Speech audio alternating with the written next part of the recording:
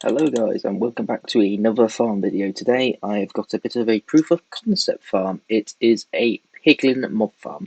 Not a Piglin bartering system, not to be confused with that. It is a Piglin Mob Farm. As you can see behind me, got piglins spawning and they are then going to be collected to be transported to places wherever you want them basically. And the whole idea is for it to be used to fill up a piglin bartering system. So you've got quite a lot of piglins here.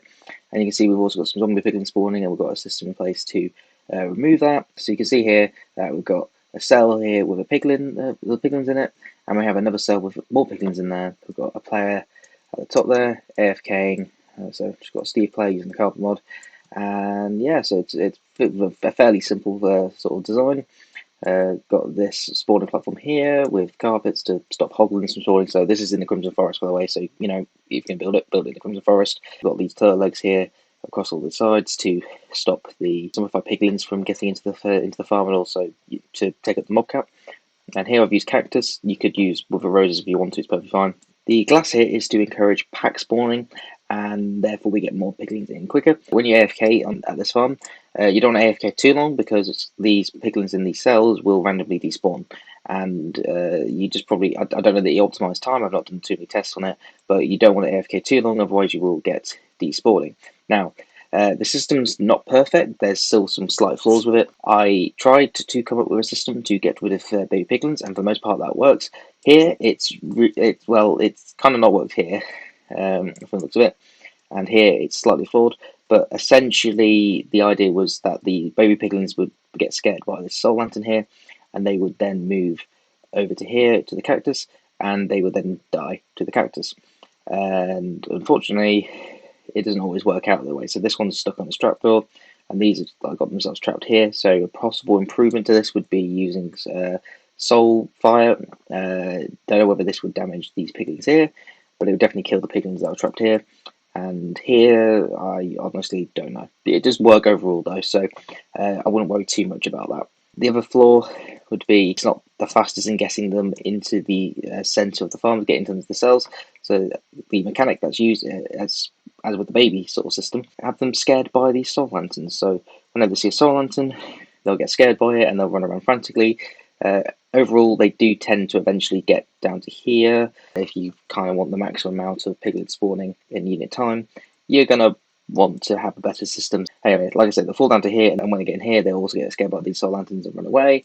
Now, the second flaw is the fact that they can run like this.